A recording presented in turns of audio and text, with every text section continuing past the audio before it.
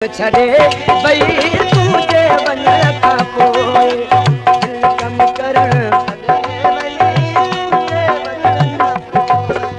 नाज़ुक थी वई हालत नाज़ुक थी वई हालत तुझे छॾण खां पोइ दिल कम करण छड़े वई तुझे वञण खां पोइ दिल कम करण छड़े वई तुझे वञण खां पोइ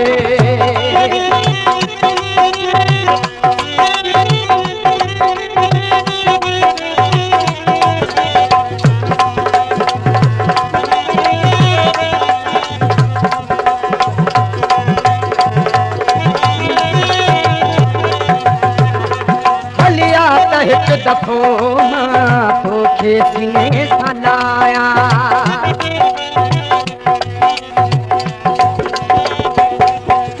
हलिया त हिक दफ़ो मां तोखे सीने सां लाया तुंहिंजे भाकुर में रोई तोखां ई मोकिलाया मरी पोइ भल वञा मरी पोइ भल वञा तुझे ॾिसण खां पोइ दिल कम करण छॾे भई तुझे वञण खां पोइ दिल कम करण छॾे भई तुझे वञण खां पोइ नाज़ुक थी वई हालत नाज़ुक थी वई हालत तुझे छॾण खां पोइ दिल कम करण छॾे भई तुझे वञण खां पोइ दिल कम करण छॾे भई तुझे वञण खां पोइ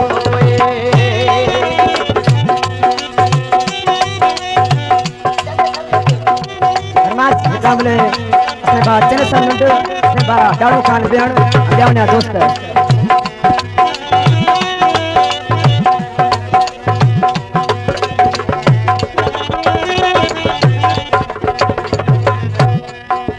तुझे करीब छोड़े मुझे लाचार चोआ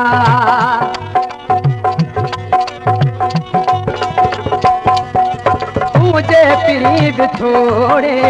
मुझे लाचार चोआ हाल मुझे ते तो के एहसास कोन पियो बेहोश थी वयुस बेहोश थी वयुस तुझे छॾण खां पोइ दिल कम करण छॾे भई तुझे वञण खां पोइ दिल कम करण छॾे भई तुझे वञण खां पोइ नाज़ुक थी वई हालत नाज़ुक थी वई हालत तुझे छॾण खां पोइ दिल कम करण छॾे भई तुझे वञण खां पोइ दिल कम करण छॾे भई तुझे वञण खां पोइ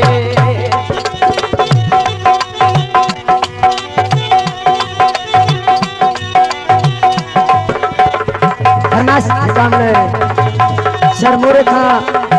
गुलाम अब्बास भट्टी माशूक अली चांजो ऐं साबिर हुसैन चांजो आफ्ताब सुमरो अब्दुल मजीद जागो ऐं कैमरामैन अली असगर भट्टी ऐं महबूब मेमन कलिमो फुटो अञा ताईं तुंहिंजे ई आसरे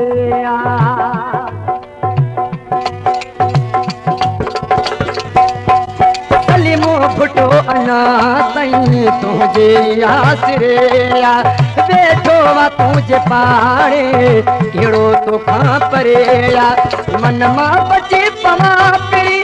मन मां बची पवां पिरी तुंहिंजे पुछण खां पोइ दिल कम करण छॾे भई तुंहिंजे वञण खां पोइ दिल कम करण छॾे भई तुंहिंजे वञण खां पोइ नाज़ुक थी वई हालत नाज़ुक थी वई हालत तुझे छॾण खां पोइ दिल कम करण छॾे भई तुझे वञण खां पोइ दिल कम करण छॾे भई तुझे